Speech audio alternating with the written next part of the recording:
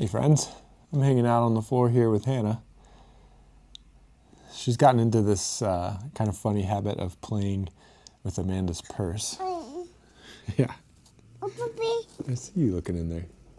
What'd you find? A puppy. A puppy. Don't eat that.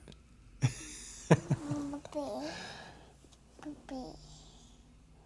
Yeah, she's gotten into this funny habit of playing in Amanda's purse. And I think it was yesterday or the day before, Amanda and I were, earlier in the day, had been having... Puppy. I see that puppy. We'd been having I would say a serious conversation about money. Not a bad one, but we had to get our van repaired. And so many of you will be familiar with those kinds of conversations where it costs a lot more than you either have or want to spend. And a little bit later in the day, Hannah opens up the purse and pulls out a couple of dollars and just goes, uh-oh. Uh-oh. Uh-oh. Uh-oh. Uh-oh. Yep. And it just was a nice moment of comedic relief for Amanda and I. But it does remind me of our scripture for this coming Sunday. We're going to be talking about money. Jesus has a lot to say about money and how we as his followers are supposed to handle money.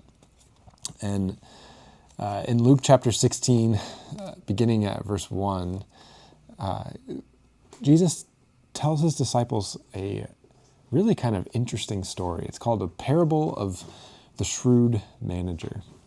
And we'll talk more about this parable, but the key of this teaching that Jesus tells his disciples is found towards the end of the story, where he says, you cannot serve two masters. No one can serve two masters. He says, you cannot serve both God and money. And there's a lot in there that we'll talk about together on Sunday. But the good news out of that is that, when we allow money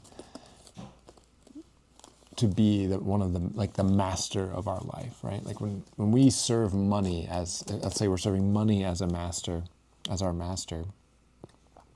it means that we are it means that we are dependent. Our joy, our hope, our purpose is dependent upon how much money we have or don't have. But when Christ is our master, that our joy and our hope and our purpose is dependent on him and not dependent on how much money we have or don't have. And that's good news, because the money comes and the money goes, as many of you know.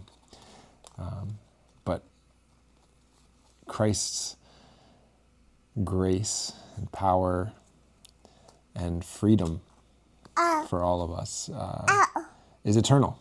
It's not changing. The amount of money that we have or don't have doesn't affect that in any way. And so we're going to talk more about that this coming week. Puppy. And we're going to go keep looking for some money in this purse. Puppy. I see that, puppy. All right. Well, friends, know that I love you. I'm praying for you. And we will see many of your faces this coming Sunday. Take care.